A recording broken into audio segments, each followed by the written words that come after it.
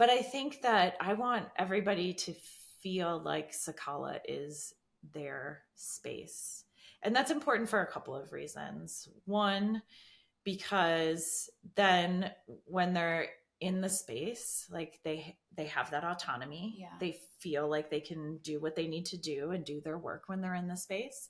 But also when the space is yours, you are also the caretaker. And I think I sort of alluded to this earlier. You know, it's, to me, I feel like when you're in Sakala, we're all caretakers of the space, and we're all caretakers of each other ultimately.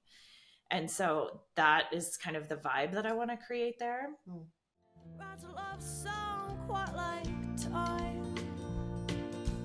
Welcome to Are We Happy Yet? I'm Hannah Buzzo, licensed therapist. I'm Jane Thatcher Hahn, licensed clinical social worker. We're not just friends, we're therapists who have been working with our clients on improving their mental health and relationships for years. Coupled with our own life experiences, we found ourselves in a conundrum. As mental health becomes less stigmatized and conversations about healing, self-help, and personal growth have gone mainstream, why are more and more Americans reporting lower life satisfaction and increased mental health issues with each passing year? The question kept nagging at us. Despite the growing openness around mental health, why are we seeing an increase in anxiety, depression, and isolation? It's baffling, right? We're all diving into therapy, self-help, psychedelics, meditation, life hacks, you name it. But the sense of connection and well-being seems to be slipping away, no matter what we do. So Jane and I got curious about the bigger picture, how creativity, politics, technology, work, spirituality, culture, and more impact our well-being. Our goal is to spark open, relatable conversations about these topics. Through unfiltered discussions, a few uncomfortable truths, we'll have lots of laughter and lightheartedness along the way. Join us each week as we dig deep into these questions, share insights, and try to understand what will truly, finally, make us happy. Let's go.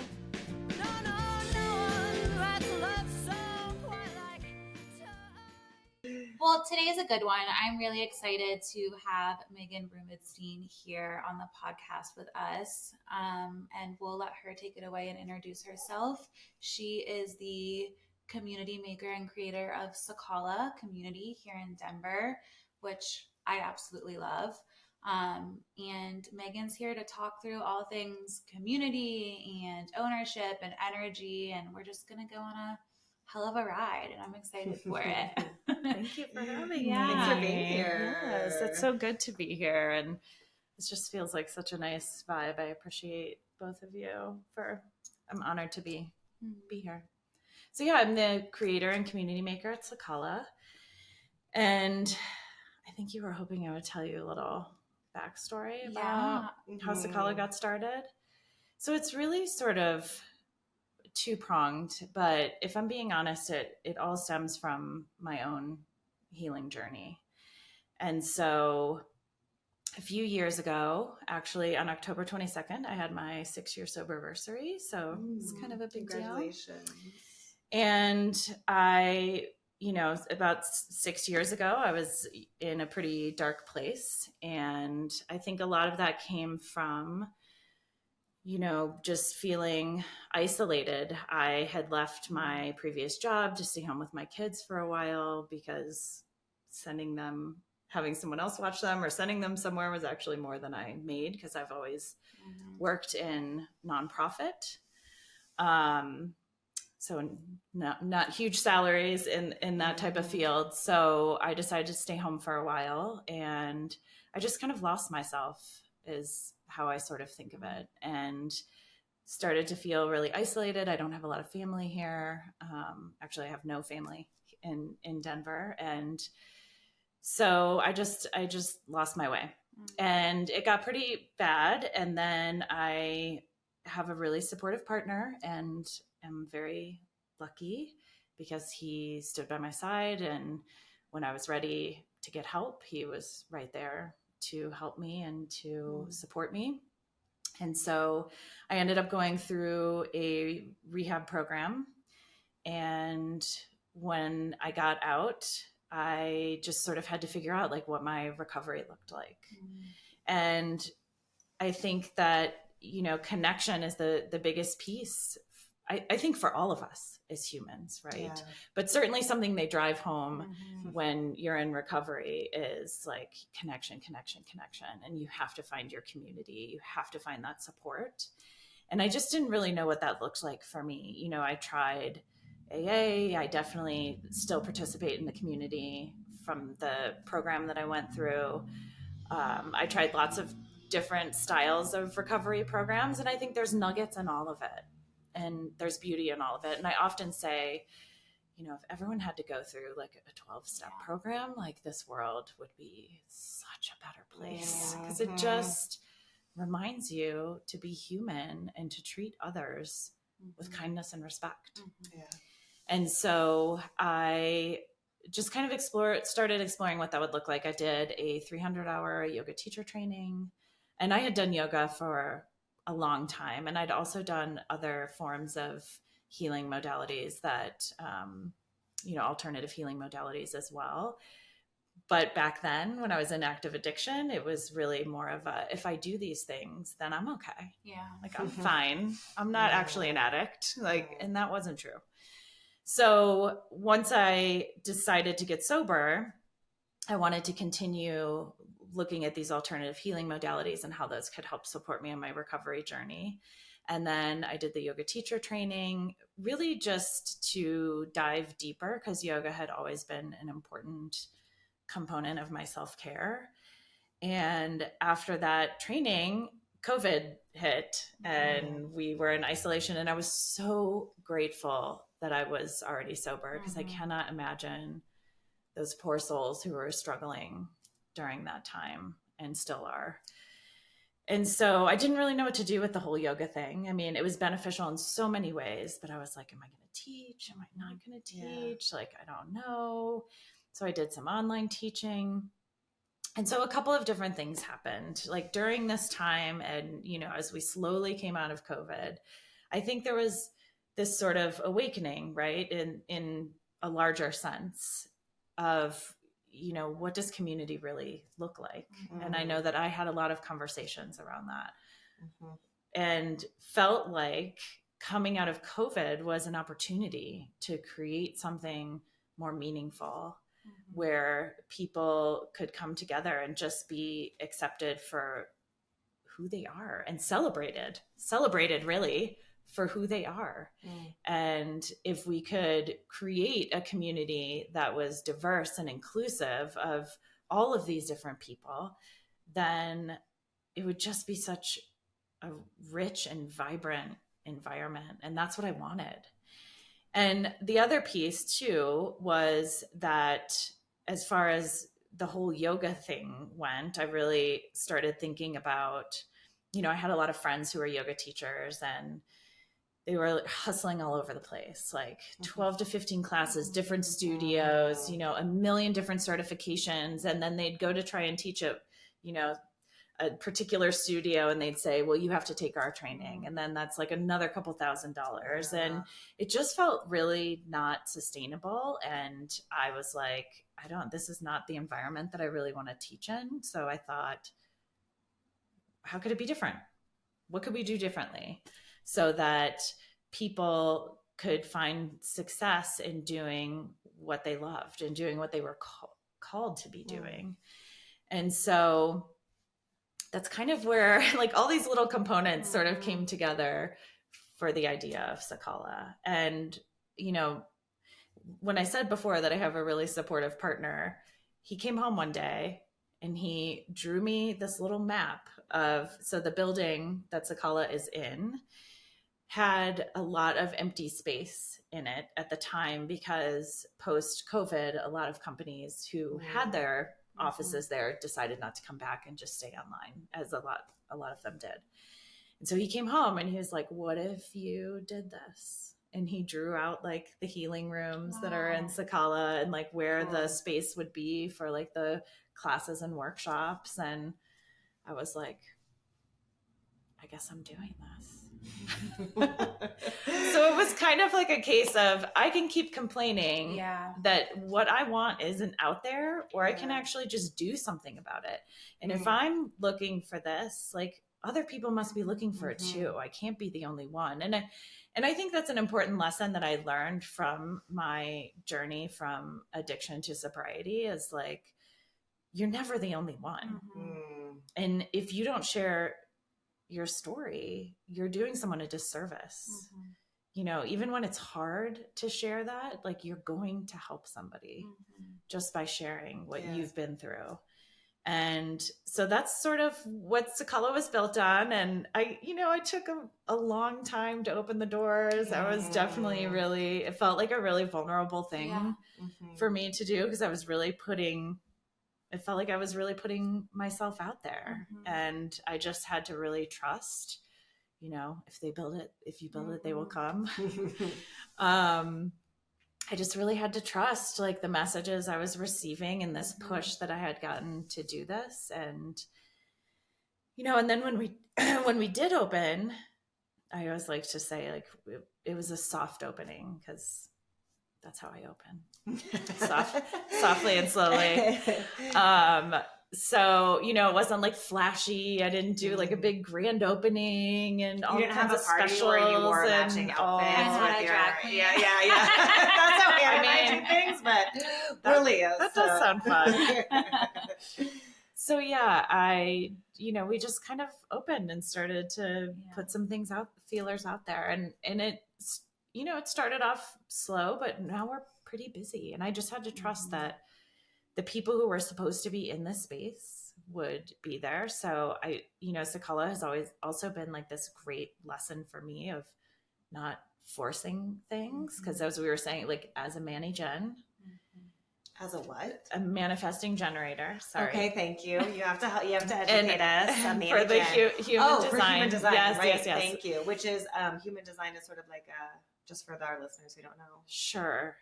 Wow. It's kind of hard to explain.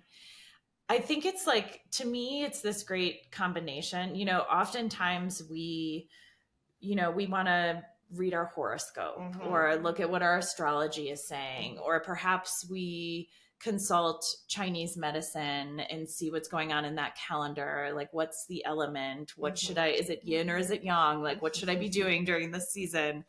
What herbs should I be taking? Or it's Ayurveda. Like looking at the dosha, like there's so many different ways and things for us to consult to, you know, try to get guidance in how we make decisions. And to me, human design kind of takes all of those and combines them into sort of one thing, which is saying it's like a personality type to reductive. Is it more like I mean, it will tell you information about your personality for sure. It's going to tell you, it does use a lot of astrology. It will feel, if people are really into astrology, it will feel familiar in that sense. But to me, it is even deeper than that. And I've been diving into my human design with a business coach who helps you plan your business based on your human design and the gene keys also, which is a related, important, a little bit different. Also they're all really complicated, but also fascinating.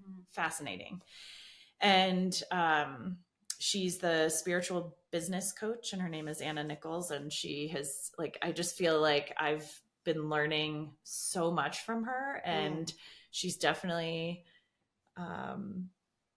pushing me a little out of my comfort zone with some ideas and very kindly doing so. Because she knows she knows where my resistance is going to come up. And, you know, I also am very honest with her about all of it. And so it's just really fascinating. And it's similar to, you know, if you get a Vedic astrology reading or another kind of astrology reading, you give your birth date, your time, where you were born, that kind of information. And then it can populate all of this cool stuff. You can just Google it and you can get some information. But it's nice to have somebody who understands it all, walk you through all of it, because there's so much that you can explore in there. and a lot of it, just like astrology is really intuitive, but maybe it's stuff that you weren't ready to see or look at. And you're like, oh, just like the whole Gemini moon thing. Yeah. Balance. Right. So yes. Okay, thank you. I'm sorry I took you on a far and deep tangent, but I thought that's okay. No, human wanted design to know more is about it. Yeah. Very, very cool. But I think what I was saying is, as a manifesting generator, one of the things manifesting generators do is like they're a lot ideas. They're like the idea person and starting new things, and that's definitely me. But also as a manifesting generator, like one of your lessons that you need to learn is that not to force things. And a lot of this comes up in my chart, is like not forcing it. Like it's going to happen. And one of the things that I have said to this woman, Anna Nichols, that I'm working with is, I just like, I have all these ideas and like, but how do I meet the right people and get the right connections? And how do I get invited to the table? Like, I don't know how to do all of that. And she's like, you're a manifesting generator. Like, you set the table. You invite other people to the table. And I'm like, oh, okay. That's scary. I say that, but I also started Sakala, and I'm really pushing myself to get out there more, because I think Sakala is more than just those four walls. To me, and what I'm starting to realize again from this work that I'm doing is Sakala is a movement. And so I don't know what's next necessarily, but I know there's more. I think that the four walls that have been created around this idea of Sakala exist, and I think it's a component. This is the first time I said that out loud. Oh, besides to Anna. I love it. So, she's like really trying to get me to step into this idea of Sakala as a movement. This is something different. Than what we're used to, like allowing space for people to truly be seen and heard. And I know that it happens in like, a small healing room, like Anjali, like one-on-one, but like, how do we create a community around that? And how do we change the world with that? Right. Which I know is a big thing to say, but I always think of what's happening right now at Sakala as this sort of like microcosm of what I wish the world really was and how we treated each other. And so, time for the ripple effect. And I work out of Sakala and have dear friends and colleagues that do as well. So like I could spend a million hours telling you like, yes, it's different. Yes, it's a movement. Yes, so many of my foundational relationships, like that is our home. Like I'm going there to work this afternoon. We're doing our little book club tonight. Like it is a really special place. What I'm really curious about is you're saying I could keep complaining about it, or I could do something about it. Like I could see what the world needed and I had to step into that. What did you have to do inside yourself? Like that's a big scary thing to be like, I see something and I'm going to do something about it. Like what was that like for you? I think that, well, for one, I had already had this pretty big reckoning where I had stripped myself with a lot of self-sabotage down to the bare bones, where I had to ask for help, where I had to say, where I had to be humble. I had to find humility. And I think that is it's funny because when I used to go to AA meetings in the beginning and somebody would say, get up and be like, I'm a grateful alcoholic today, I would be like, what? What? Who's a grateful? How could you possibly be grateful for this experience? This sucks, right? But now I get it. Like these things in our life, they happen to us for a reason. And then we have a choice. And the choice is we can just go on living in our own little bubble, or we can look outside ourselves and say, okay, now what? Like, what am I supposed to do with this? Why this happened, because what now? For me, I felt like I had a responsibility to do something. And I will also say that there is a large component of like a sober community also affiliated with Sakala. And sobriety looks different for everyone, and there is no judgment in how anyone practices their sobriety. There were definitely times when I was in some different recovery programs in the rooms where I heard a lot of talk about, like, well, you're not sober if you take anxiety meds, even, or depression meds. Like, that's not, yes, it is. You do what you need to do to save yourself. Yeah. Like, that's it, period. You get to define sobriety however you want to define it. And so I think that allows people to feel really comfortable also coming to Sakala to different types of events, and still feeling like they're supported in their sober journey. And so I've brought people in from like my different sober circles. I've had sober events. I encourage other people to have sober events there. Again, whatever that means or looks like. And so I think like that sort of stripped down version of me was like, now what? And also, like, I needed a lifeline. I needed something to give me purpose. And not to say that my family doesn't give me purpose, that my kids don't give me purpose, but I needed to do something for myself. Yeah. And so for sure, there is a selfish component in Sakala. And I don't think of selfish as a bad word. Yeah. Like, I know we often, we define things as good or bad. Like, I don't think selfish is bad. I think sometimes you have to be selfish, or you just get completely lost in doing things for everybody else. So I think that's how I was able to do it. I was like, well, this is the bottom. Like, I can stay here and I can wallow in this and feel sorry for myself, or I can do something. I can do something about it. And I know that not everybody feels that way, and I know that is a struggle. I'm not going to say that it was easy, but I did have a good support system. And so I'm really lucky. And I also want to provide that kind of support system for others, because not everybody is that lucky. And so, having Sakala as well, it is part of that. And I think, it is a space that I feel like empowers people to do what they really want to do, because we have created something that's accessible. And I know accessibility is defined different for everyone, but it is a cornerstone of what Sakala was built on. This idea of not only trying to keep the rates accessible, but also having, all of the props available.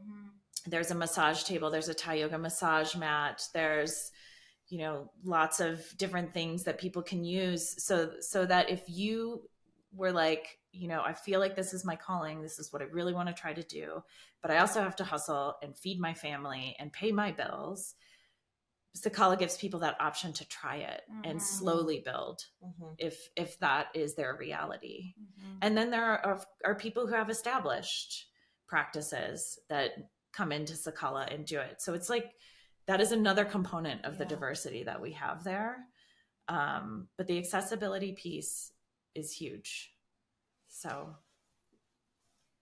how can you speak a little bit more to, not only accessibility, but you're saying, like, I was interacting with these systems and none of them quite maybe hit the mark for you, of like being fully seen, being fully acknowledged, appreciated, welcomed.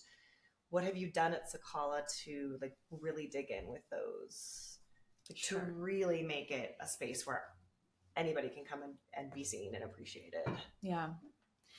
I think, we kind of touched on this a little bit earlier, like maybe a little bit before we started, but the energy and the intention behind Sakala definitely attracts people who are in integrity, who are looking for a space that allows them to step into their authenticity and to have autonomy over how they decide to offer their gifts, which is a huge piece with Sakala. I am not interested in micromanaging people. I am not interested in telling you what to call it, how to teach it, what your playlist should be, how long it has to be. That's not my job. That's your gift to offer. So you get to decide. And so that was a huge piece. Yeah. And I think that automatically empowers people to say, oh, I can do what I've been dreaming of, because I want people to dream there. I want them to dream big. I want to dream with them. I want to like hear what their dreams are. And if we can make it happen, let's do it. Why not? You know, like one of the things I always tell my kids is, if you don't ask, the answer is always going to be no. Yeah. Will I always be able to say yes? I hope so. Maybe not. I don't know. So far, it hasn't been too much of a problem. And then I would say the other thing that's really important to me in creating the space is I try to meet with every person who reserves the space. The only time that hasn't really been able to happen is if somebody is coming from somewhere else and just using the space as like sort of a traveling offering. Then sometimes I'm not able to meet with them beforehand. But I do, the one-on-one is really important to me, because that connection piece, that community piece, I want to hear what they're doing. I want to hear what they love. I mean, if they want to tell me their favorite color, like their cat's name, I don't know, whatever it is. Yeah. Like those are hearing people's stories and really like feeling them has changed my life and the way that I see the world and the way that I interact with others. It's such an important piece to me. And I want people to feel seen who are working there. I don't want to just say like, I care about you. I want you to be successful. Like I want them to feel it, because they get to have that time with me. And I also will randomly reach out to people and just ask them if they want to have coffee or have lunch, or I'll try to stop by. I attend events that people have at Sakala. I utilize some of the one-on-one practitioner sessions for my own healing. And I'm always willing to listen to somebody's big idea, because it's important. It's important to be seen and to be heard. And I will say, like, that's not something I felt like I had growing up as a kid. And so, you know, through all of the self-work that I've done over the years, I mean, it's pretty obvious that that's why it's so important to me that everyone feels valued. And I'm not just saying it, I truly mean it. And the people who walk through those doors, like, they are Sakala. Sakala doesn't exist without them. So of course they're important. Of course they're valued. And I don't know that that's a message that a lot of us got when we were kids, whether it was circumstantial or, you know, whatever your story is. People's stories are important and they need to be heard. I mean, at the end of the day, let's be honest, somebody has to pay the bills. I'm not going to put that on my business card, but I do have to think about all of those things. And another example of why I'm really lucky to have the partner that I do, because he does accounting. And so that's super helpful. So I don't have to think about that quite as much. But I think that I want everybody to feel like Sakala is their space. And that's important for a couple of reasons. One, because then when they're in the space, like they have that autonomy. They feel like they can do what they need to do and do their work when they're in the space. But also when the space is yours, you are also the caretaker. And I think I sort of alluded to this earlier, you know, it's, to me, I feel like when you're in Sakala, we're all caretakers of the space, and we're all caretakers of each other ultimately. And so that is kind of the vibe that I want to create there. And I want people, I don't, of course there's going to be like that little bit of a barrier of like, she's the one running things around here and whatever, but I never approach it that way.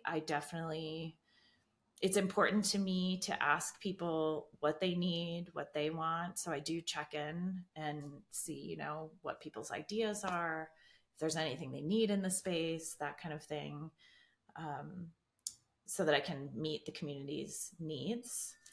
And yeah, I guess that's just important. And, we talked a lot about ownership earlier, and just like this idea of having control. And I mean, I think ultimately we really don't have a whole lot of control over anything except for how we react in different situations.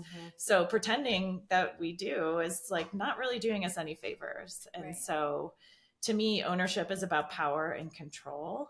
And I don't need to have power over anyone. I don't think that, feeling like I have power isn't a way for me to empower others. And that's important.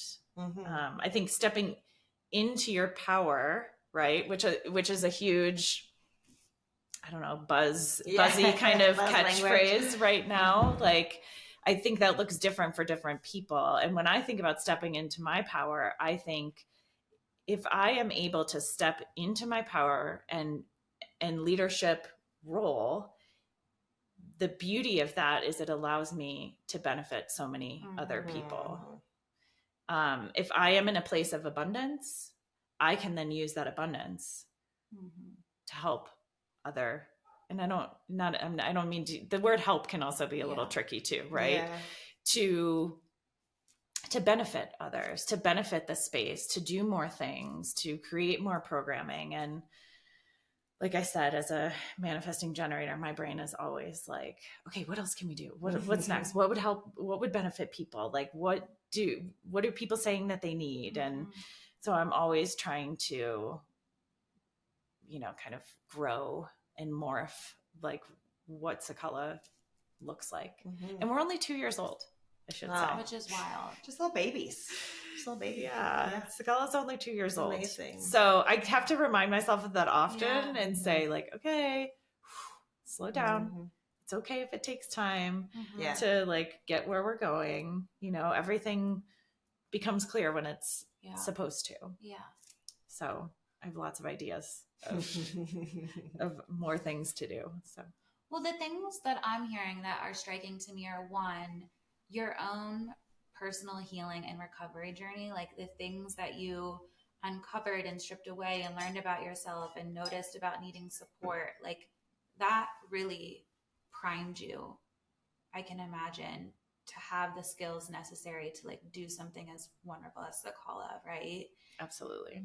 And two, what you're saying, like that feels different to me. It reminds me of our episode with John and Kendra. Like, you have so many ideas and so many ways you want to take Sakala, and yet like you're talking to people, you're taking people to coffee, you're getting curious, like all the things that are happening in Sakala when we're working there and providing these healing services to clients, like you're doing as the leader, right? As the vision, like that really shines through. Like, it's not like we're just creating this and doing more and more and more. It's like very grounded and very intentional, and I think can be felt throughout the whole space.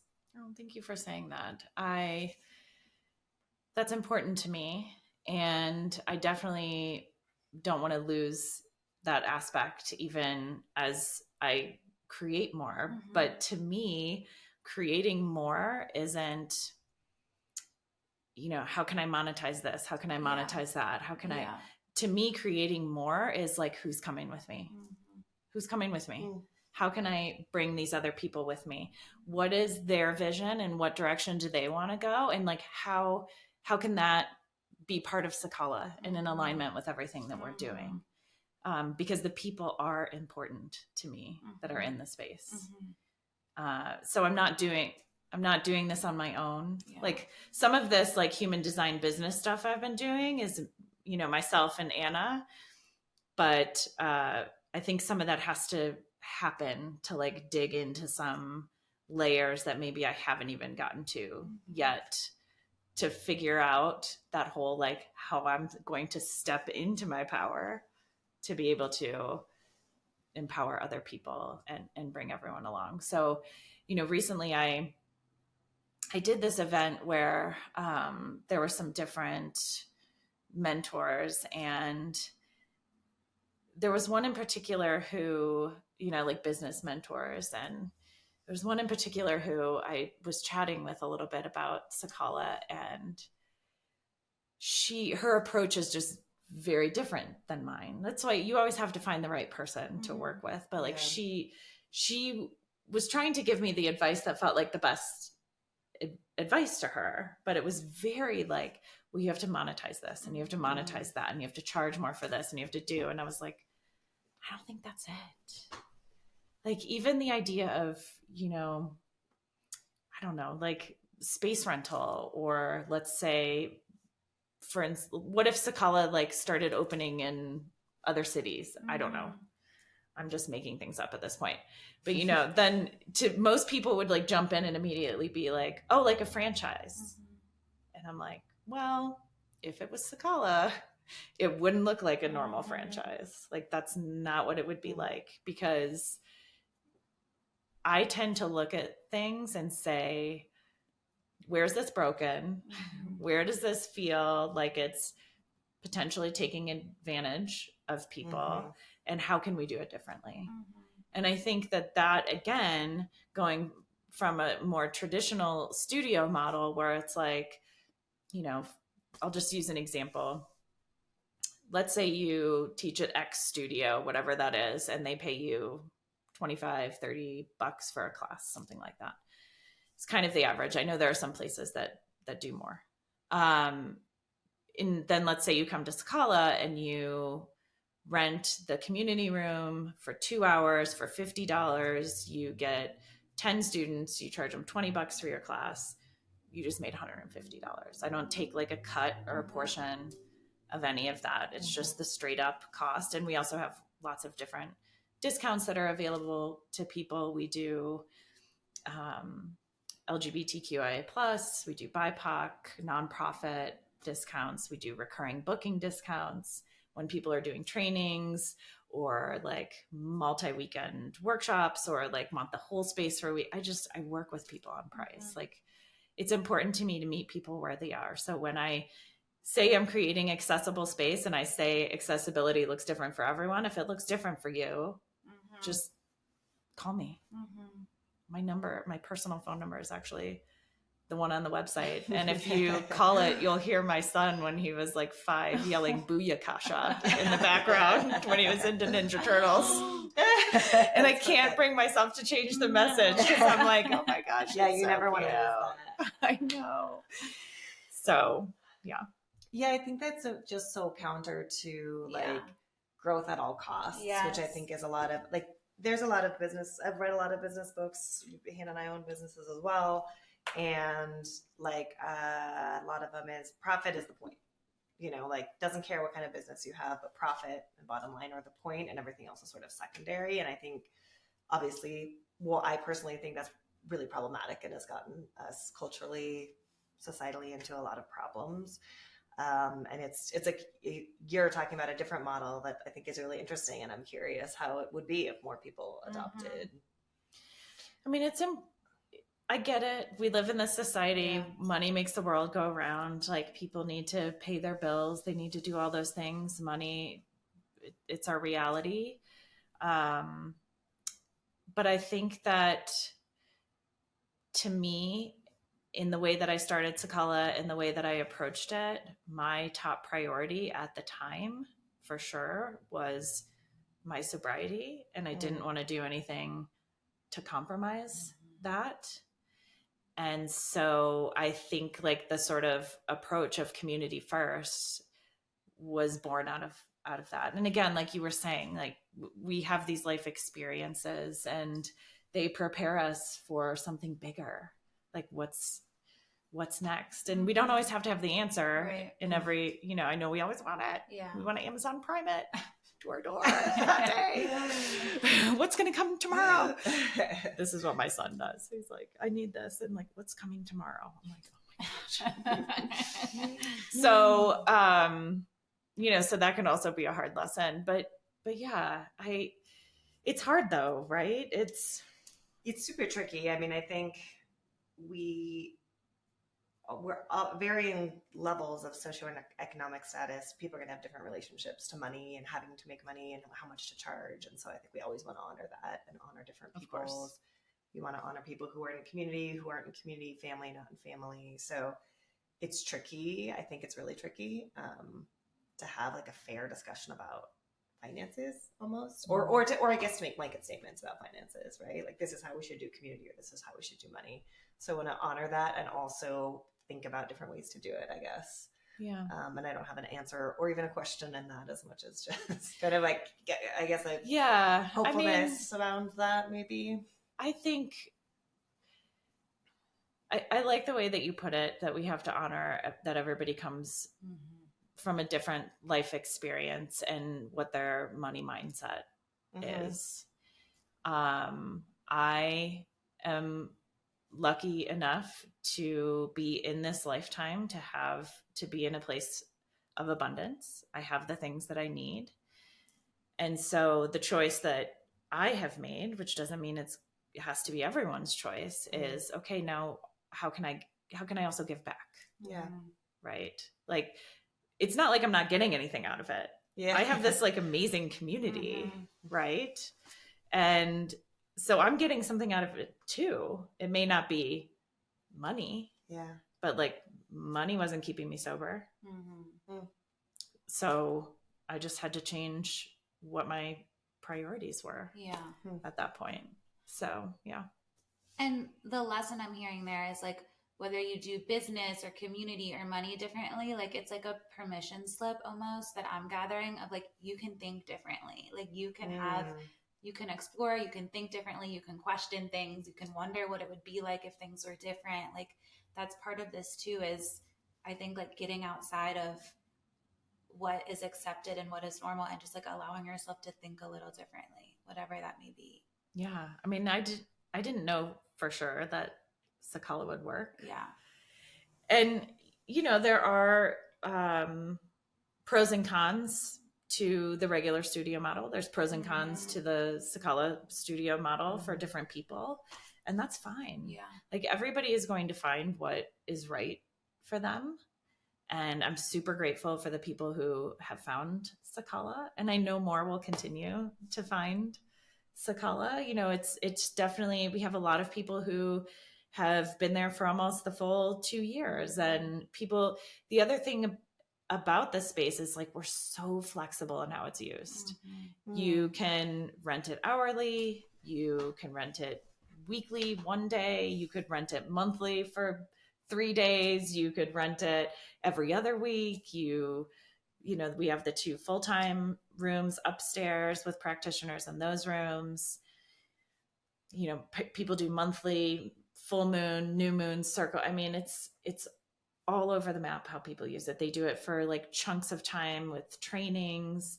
And I think that also allows for diversity in the space of who's using it. And we do also offer free community events. And so right now, the way that those look is we have coffee and community once a month, just super laid back and chill. People just come out, hang out in Sakala's living room. I have always been there except for this last time. I had Arena do it because now that I'm only really available Monday, Tuesday, or Wednesday mornings for that, I want to have more options for people who maybe can't come those days. So I was like, fly, baby bird, fly. She was so excited about it. And it was just really heartwarming just to see her. Like, she was just very excited about it and she embraced it, and people came and they had so much fun, and they called me, and I was up in Silverthorne, and I'm like, oh, I wish I was with you guys. But we do those, and then every couple of months we have like a larger community gathering that's very family style, potluck. Oftentimes it'll include like a healers healing healers component where somebody will offer, flower sweeping, or we had ice plunge one time out on the front porch, and we've had somatic work done. Like people just offer their plate breaking, things like that, to each other, which I would like to see a little bit more of that happening in the space. And I do think that there are practitioners who actually go see each other. And the beauty of those community events is there's also a networking component, right? Like we don't call them a networking event, but people get to know each other. They meet new people. They start talking about the things they do. And then all of a sudden I'll see a reservation come through that's like two people that had just met like at the coffee and community and decided to collaborate on something. And so there are a lot of collaborations that have been born through these community events. And that just like fills me up whenever I see that happening. I love it. So, yeah. Well, I want to spend some time just digging deep into like the word community and what it means. Like, I'm of the mind community is very important. And I'm of the mind that relationships are the quality of our relationships are the number one indicator of our quality of life. Like, I'm fully believe that research and see it to be true. And I think like the word community, like, I just think about more community focused cultures than ours, where families are living close together. I think about church and church groups and people that really feel connected to that community. And then I think like this day and age, people are finding community in their political beliefs. So I don't really know what my question is other than what is community and like how, I don't know. I just think there's so many barriers to a good community, and community can be so healing and beneficial, and I think a need, but I also think community can be really harmful as well. So I just want to like pick your brain a little bit on community and what you've seen. Sure. This will probably just be more tangenty than anything. I don't know that I have like a very succinct, so it's fine, Megan. very succinct definition. I guess I would say one of the things that makes Sakala different is that the community itself is created around healing. And so the people who are joining this community, who are coming to Sakala, we're already talking about people who are, therapists, mentors, coaches, body workers, energy workers, guides, teachers, students, seekers, right? We all kind of already have something in common, that we believe that there's more to healing than Western medicine and traditional, types of therapy and things. Like, we believe that there's more, and we're all looking for it. And I also feel pretty strongly that in general, the people who are doing the work to remind us of how to heal ourselves, because we're all our greatest healer, those people are also doing their own work. And no one's pretending that they're perfect. No one's pretending that they know everything. So like having a space where you get to show up and be your authentic self, even if that day you're at like a 3 out of 10, and just like, maybe you just sit quietly and you don't even participate, like no one is going to care there, and we don't have to fix everything either. We can also just be a witness. And sometimes that's all somebody needs. And so I guess to me, the community that I was looking for was one of non-judgment, was one where I didn't have to show up and pretend to be something I wasn't. Because I drank myself right through a lot of that because it was so uncomfortable. Like that I didn't, and then by the time I got sober, I didn't even know who I was. So I was rediscovering all of that, and that's a vulnerable place to be. Yeah. So I was looking for my own safety too. And so this is how I created the community at Sakala. And also just with the idea of have like some of the pillars behind the community at Sakala, like being diversity and inclusivity. Like we don't all have to, sometimes community can be, you know, not a good thing because everyone's so like-minded. Yeah, for sure. That we never, that we lose compassion for the rest of the world. And we forget that not everyone has the same life experience as we do. And we can never actually know what that experience feels like in somebody else's body. And so that's really important to me. And it's also like, that's something that I have tried to really like drill into my children and all of their experiences with people who may have even done things that were not okay to them, you know, is like, all right, so not that it will ever make their behavior okay, but they're not their worst behavior. And we also don't know what happened to anybody when they woke up in the morning. Like, when's the last time that person got a hug? When's the last time somebody told them, I love you? When's the last time they had breakfast? Or like somebody took them to school and dropped them off. I mean, we don't know any of that. And so again, it doesn't make the behavior okay, right. But if we can approach things with that kind of compassion, like our whole society, our whole world would be so completely different. And that's what I wanted to create at Sakala. Like, I don't want to just tell that to my children. I mean, that is an important role that I have, is to create these, you know, to nurture these humans that will go out into the world and be strong, compassionate community members. But I wanted to do more. And I think being a leader, as what it means to me in this position that I'm in with Sakala, is just being an example of what it can be, of how you can move through the world, of how you can treat other people, of this idea of deep listening and really truly caring and following up with people, having touch points with them, not just, you know, the walking the talk kind of thing. For sure. Yeah. So I don't know if I really, if I totally answered your question. I guess it's like what I answered was, this is what I want community to look 100%. like. Yeah. No, I think you did answer it, because the thing that stuck out to me is when I think like sometimes unhealthy community, I think like cults and like certain religions or like rigid ways of being. And what you're saying is like, in real community, you show up however you are, right? Like, you don't have to believe this thing or look this way or feel this way or think this person's the end all be all. Like, you get to exist how you are and like be part of the group, right?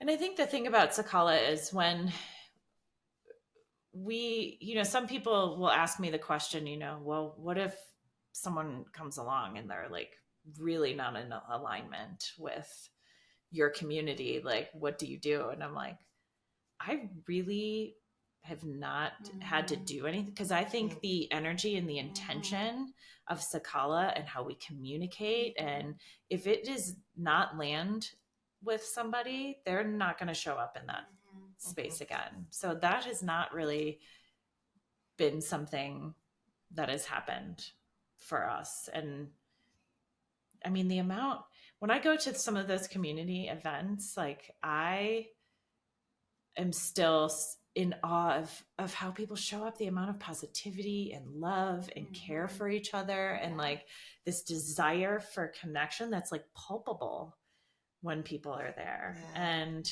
you know, I've seen, I know it's only been 2 years, but there was a woman who showed up once at one of our community coffees, and, you know, she was very quiet, and she brought someone else with her who she would call her support human. And, you know, she was nervous, and this was a huge step for her to come and just see what this was about. And now she's like out there and she's doing big things and she's doing lots of things at Sakala. And she is, I mean, just like watching that transformation. I'm not saying it was just Sakala, but you know, I saw this. I do think that one of my gifts is seeing the gifts in others and being able to support them and encourage them, and perhaps push them a little out of their comfort zone sometimes. And, you know, I feel like I tried to provide that type of support for her, and like, it's just amazing to see things like that happen. And I think that the energy of Sakala allows that to happen, because she showed up and we were like, welcome. Yeah. And you literally can sit there and not say shit. It doesn't matter. Yeah. Like, you're still here and you're important and you get to take up space. And you're not like demanding participation or demanding a certain type of No, not absolutely not. or something. Yeah. No. Yeah. So yeah, I don't know if that. Go ahead. Yeah, I just we were talking about you being very intentional about creating a space where everybody feels welcome. And I know some of the things you mentioned were discounts for the LGBTQIA plus community, for the BIPOC community. Any other tips for people who really want to create inclusive spaces for people? I mean, I just should tell you both, like, I literally I really like wing everything I do. I can relate to that. You're in good company. I kind of just like try to trust my intuition and throw things out there. And I'm also not afraid to ask for help and support, because I am a white woman creating a space that nurtures diversity and inclusivity. So I can't do that by myself. Yeah. Like, I don't have all the answers to that. And so I ask people of color. I ask people who are a part of the queer community. What would make you want to show up in a space? What do you need? What helps you feel comfortable? Like, and I mean, the discounts, yes. I mean, we're talking about populations of our community that have been, in our society have been marginalized. And, we historically and currently and forever and ever and ever, when we continue to create repeat these patterns of racial inequity. And so, creating discounts just felt like my responsibility. And I think that it definitely helps with creating a diverse and inclusive environment.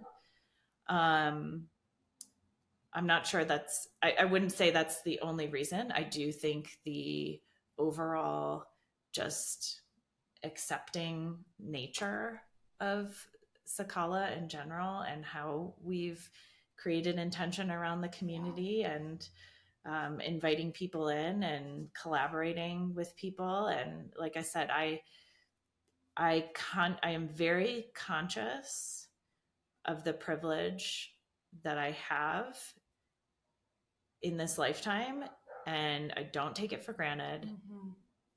And I look at it through that lens. Like, decisions that I make about the business and events and all different kinds of things, I try to always be taking that into consideration when I make those decisions.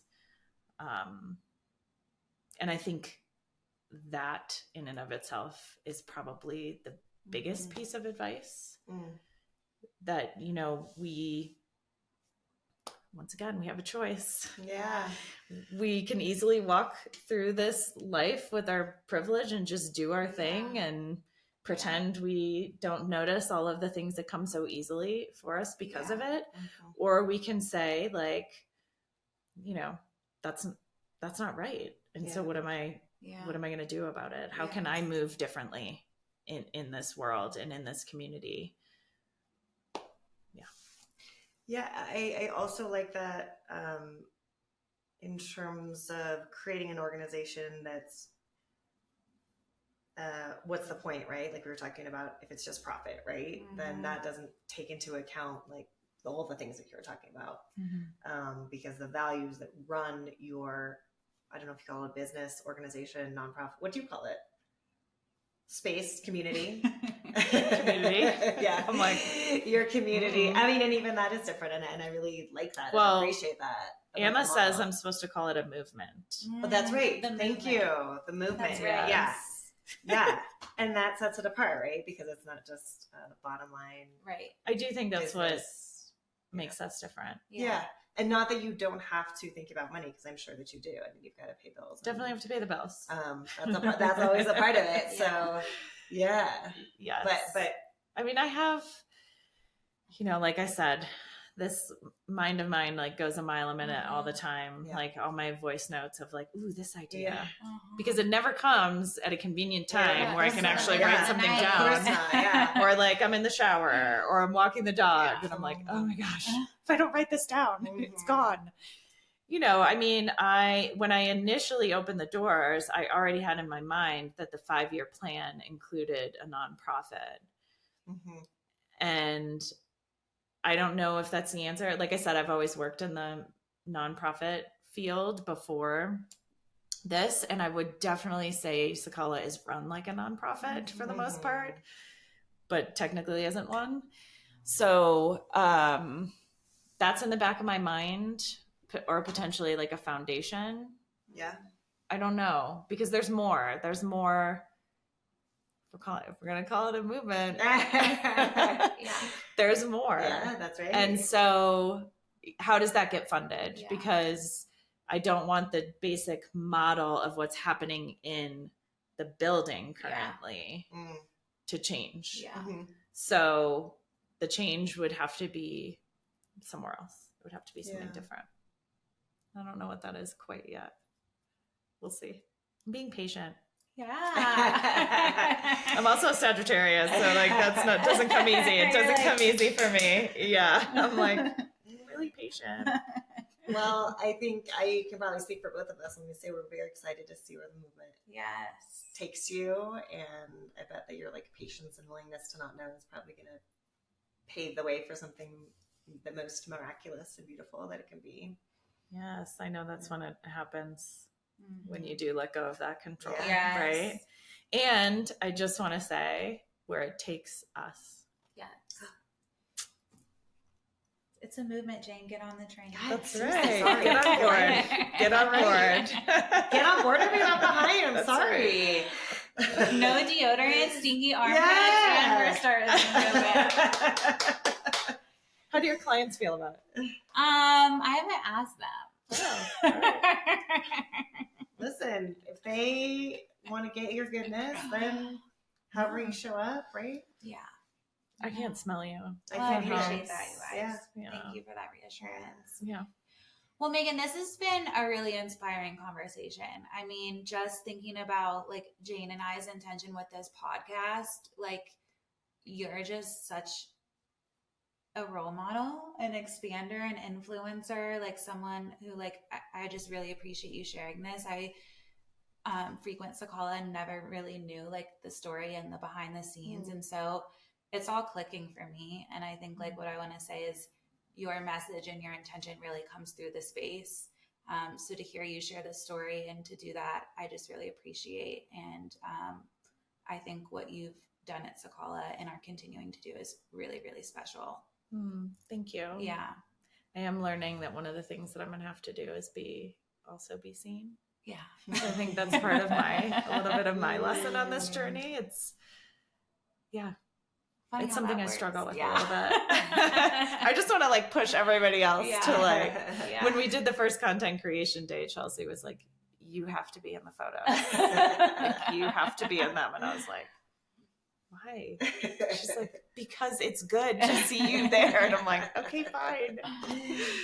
So yes, but I think that all of the people, to me, Sakala feels successful at this point, and it feels really good just because of all the people who are in the space and part of the community. And if you come on a day when Arena is there, I'm telling you right now, you will get so much love.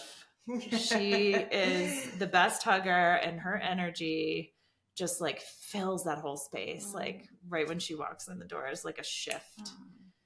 And on Mondays is when the energetic clearing happens too. So let me know if it feels any different. Yeah, if folks want, I know you have like a monthly newsletter of all the events that are local. Will you just tell us how people can, if they're curious about Sakala, curious about how they can get more involved and get in the movement? Yeah. So if you go to the website, sakalacommunity.com, there'll be like one of those annoying little pop-ups that comes up. I feel fine about to put your email in. Yeah. But I promise the emails that you will get, like you will get a monthly newsletter. Every great once in a while, you will get a second email during the month if there are some important community specific, like the free types of events. Or we've definitely done fundraisers for different people who work in the space in the past when something has happened in their lives where they need extra support. So that might require an extra email. But for the most part, you will just get a monthly newsletter. It will highlight someone who works in the space. It will have all of the events that are happening that month and a couple of other things. Oh, a letter from me. Oh. Where you can be seen. That's where I like to be seen is on. Okay, I'm a really good writer, actually. Like I can say that about myself and like feel pride in it. I'm a good writer. And then if you follow us on Instagram, Sakala Community, and I do a weekly post so people can see all of the events that are happening that week. That goes out on Sunday nights. And the link to those events will be in the bio. The one thing that we still struggle with a little bit is having all of the events on the website, because the way that Sakala works is everyone is their own entity as far as their own business. They're all their own entrepreneur. So they do all their own bookings. So unless they give me the information for the event on the website, I don't have it. And I do offer that service as far as like some support for advertising. And then we do also have a guide page on the website that will list lots and lots of people who work in the space, but not everyone, because again, they have to give me their information for me to put it on the guide page. But there are lots of people listed on there, and those people, there should be links for how to work with them. But I love to be available to everyone. I have no problem answering phone calls, emails, texts. Like I said earlier, my phone number is actually my personal number that's on the website. And that is me who's answering all of that. So if people want to give me a call, want to send me an email, I'm happy to connect that way as well. If you're not sure what you need, like, let's just have a conversation. Let's get started somewhere.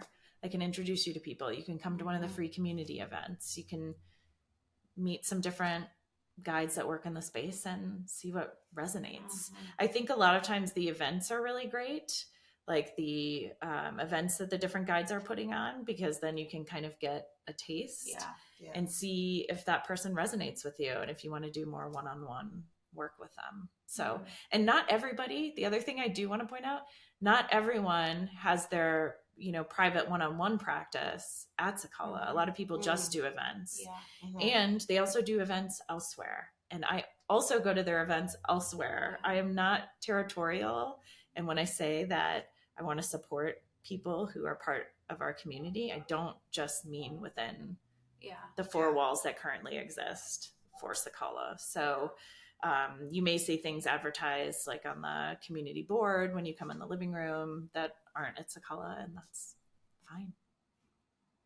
It doesn't. Cool. Yeah. Thanks so much for Amazing. joining us. Thank you for today. being It was so here. fun. So good to have you. It was really nice on this beautiful fall day. Yes. Yes. Yay. Awesome.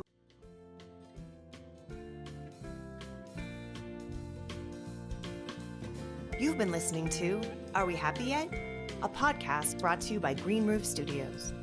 This episode was produced, recorded, and edited by Jane Thatcher Hahn and Hannah Buzzo. All original music was written and recorded by the Jane Thatcher Band. For more information about the show, or to get in touch with us, please visit our website at www.arewehappyyetpodcast.com. Thanks for joining. See you next time. How do you like to be introduced? The title I usually go for is creator and community maker. Okay. I'm not big on Okay. ownership.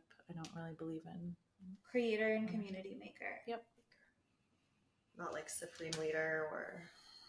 I mean, I could come up with Dictator. something really great like Sparkle Pony Princess Muffin.